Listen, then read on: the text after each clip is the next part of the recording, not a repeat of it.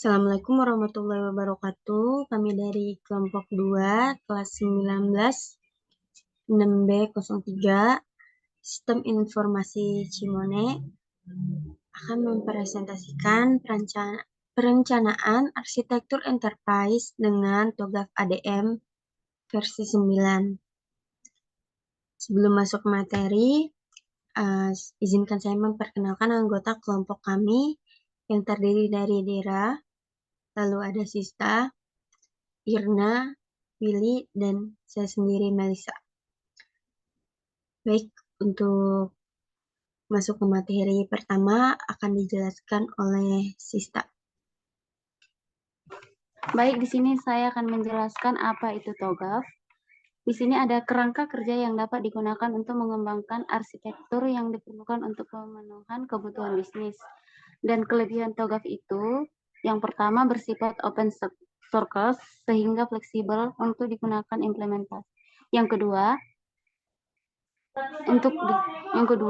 implementasi teknologi software yang terstruktur dan terorganisir. Yang ketiga, mampu membuat pendekatan yang sistematis dalam rangka penyatuan proses pengembangan yang dapat direplika dengan sedikit error. Yang keempat, memiliki kekayaan materi yang dapat digunakan untuk enterprise arsitektur oleh New Architect dan Expression Architect. Next. Di sini juga ada bagian-bagian TOGAF. Yang pertama, Arsitektur Development Method atau ADM. Yang kedua, ADM Willingness and Techniques. Yang ketiga, Arsitektur Content Framework. Yang keempat, Enterprise Component and Tools. Yang kelima, TOGAF Referensi Model atau RM. Yang keenam, Arsitektur Capability Framework. Yang ketujuh, TOGAF Referensi Model atau RM. Next. Untuk metode arsitek development atau method ada yaitu pada TOGAF dan fase-fasenya. Arsitektur development atau development method atau ADM adalah metode generik yang berisikan beberapa aktivitas yang digunakan dalam suatu memodelkan pengembangan arsitektur enterprise. Metode ini juga dapat diperlukan untuk alat memandu atau sebagai alat perancang, mengembang dan menerapkan arsitektur sistem informasi untuk organisasi atau Yunis dan Surendro 2008 yang dikutip dari jurnal Ronis Yunis Kridanto Surendro 2009. Next. Untuk metode arsitektur development method atau ADM terbagi menjadi 8 sequential fase dari A hingga H dan 2 fase khusus lainnya untuk preliminary fase dan requirement management fase. Urutan fase A ke H dipecah sebagai berikut. Fase A, Vision. Fase B, Business Architecture. Fase C, Information System Architecture. Fase D, Teknologi Arsitektur. Fase E, Opportunities and Solution. Fase F, Migration Planning. Fase G, Implementation Governance. Dan fase H, Arsitektur Change Management. Meskipun perkembangan fase dijelaskan secara berurutan, urutan ini dapat ditinjau dan disesuaikan sesuai dengan konteksnya, terutama dalam bentuk iterasi dalam siklus ADM. Secara lebih umum, diagram crop cycle harus dianggap sebagai struktur referensi alih-alih suatu perkembangan yang tidak berubah, terutama karena tetap mungkin dan bahkan lebih disukai untuk mempertanyakan atau menyesuaikan kapan saja bagian dari hasil yang diperoleh sebelumnya.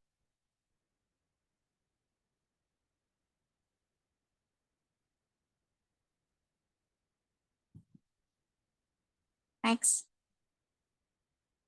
Untuk metode penelitiannya, kami melakukan metode pada salah satu PT atau penyedia jasa development IT dengan metode observasi dan studi pusaka. Observasi yang dilakukan pada bulan Juni 2023 yang bertempat di salah satu wilayah Tangerang Selatan. Tujuan dari observasi ini adalah untuk mendapatkan informasi mengenai sistem tata kelola perusahaan tersebut. Dan untuk studi pusakanya, dilakukan analisis beberapa dokumen untuk perbandingan penelitian sejenis. Pada studi pusaka, penulis mendapatkan dokumen profil perusahaan dari PT tersebut.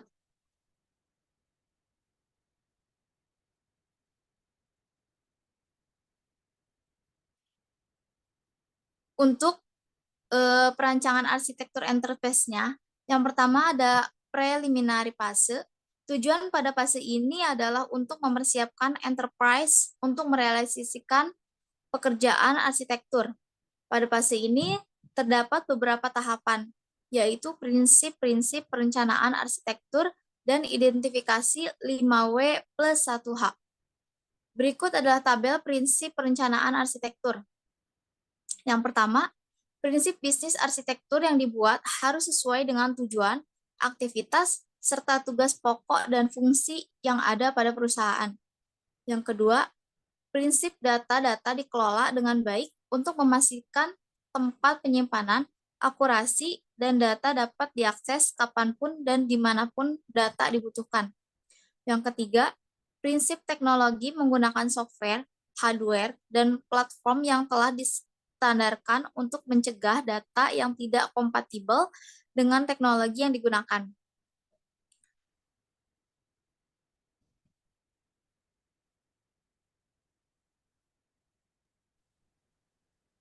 Dan berikut merupakan identifikasi 5W plus 1H. Yang dimana ada what, yaitu mengelola kinerja pegawai. Lalu ada who, yaitu atasan. Where, Tangerang Selatan. When, Juni. Why, dimulainya kerja remote karena COVID. How, perencanaan arsitektur enterprise dibuat menggunakan TOGAF ADM versi 9. Yang kedua ada arsitektur visionnya. Pada arsitektur visi, terdapat visi dan misi perusahaan dan analisis value chain. Berikut analisis value chain. Di sini ada kebutuhan stakeholder terpenuhi ya. Ini ada aktivitas pendukung dan aktivitas utama seperti ini. Yang dimana aktivitas pendukung ini ada proyek, software house, mengajukan proposal, rapat kantor, diskusi dengan si proyek, menetapkan harga, mengerjakan proyek, dan di sini ada aktivitas utamanya produk, menghubungi WA, menghitung jumlah pendaftar, terus ada tagihan invoice, lalu pengecekan pembayaran, lalu dikasih link dan kode perusahaan, dikasih link dan kode perusahaan. Oke, next. Yang ketiga ini ada bisnis arsitektur. Pada arsitektur bisnis perusahaan menggunakan metode SDLC waterfall sebagai arsitektur bisnisnya. Yang dimana ada requirements, design, implementation, verification, dan maintenance.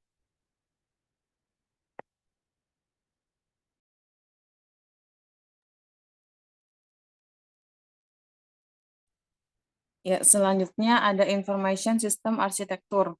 Pada fase ini, sistem arsitektur dibagi menjadi dua bagian, yaitu data arsitektur dan application arsitektur.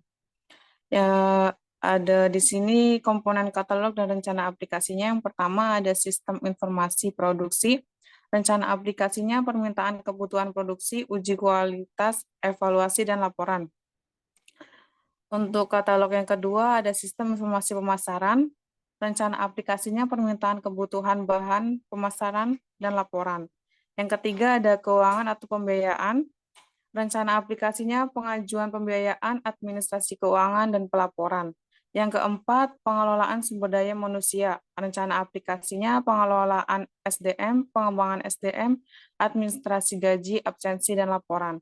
Yang kelima, pengelolaan teknologi informasi. Rencana aplikasinya perencanaan program, pemantauan, dan evaluasi laporan. Yang keenam, pengelolaan materi dan aset.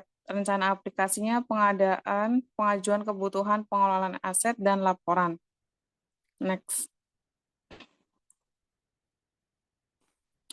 Selanjutnya ada arsitektur teknologi. Pada fase ini dilakukan perencanaan arsitektur teknologi yang diinginkan, mulai dari penentuan jenis teknologi yang diperlukan meliputi perangkat lunak dan perangkat keras, yaitu terdiri dari sistem informasi, sistem operasi, manajemen data, aplikasi, perangkat keras, komunikasi, komputasi pemakai, dan keamanan sistem.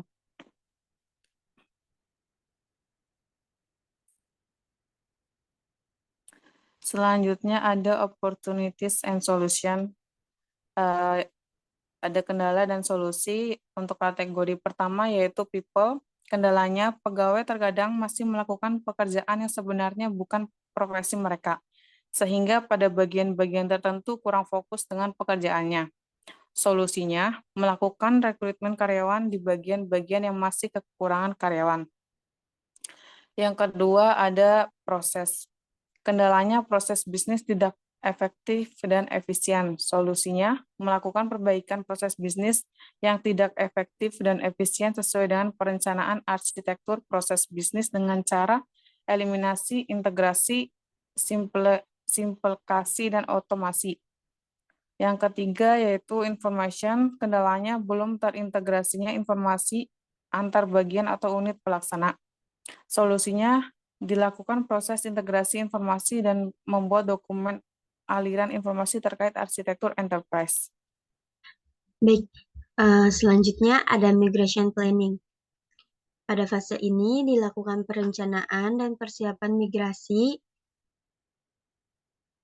untuk pengimplementasian arsitektur aplikasi yang baru dibangun pada fase sebelumnya. Pada fase ini dibuat roadmap implementasi aplikasi berdasarkan analisis McFarland Strategic Grid. Nah, berikut ini analisa portofolio aplikasi yang menggunakan analisis McFarland Strategic Grid. Yang pertama di situ ada strateginya. Strategi yang pertama yaitu membuat website perusahaan. Lalu ada membuat penjadwalan, dan ada membuat manajemen data customer, lalu ada registrasi, dan di sini strategik ada pembayaran. Strategi pembayaran ini high potensialnya penggajian. Lalu ada manajemen data pegawai, high potensialnya prosman, dan manajemen data high potensialnya email. Lalu juga ada strategi keuangan, absensi, penilaian kinerja, dan akuntansi.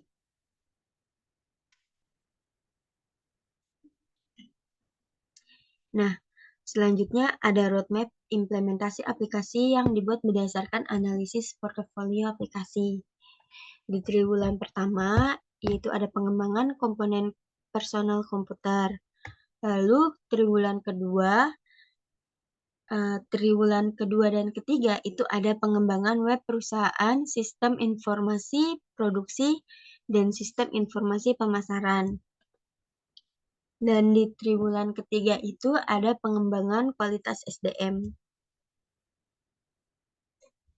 Nah, selanjutnya ada implementation governance.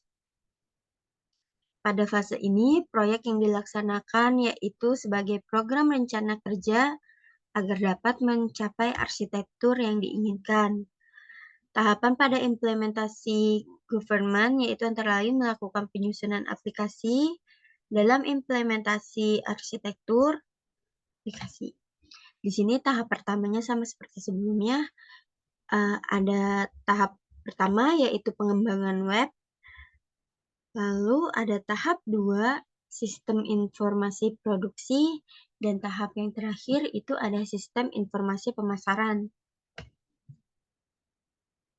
Oke, baik. Sekian dari kelompok kami. Kurang lebihnya mohon maaf. Terima kasih.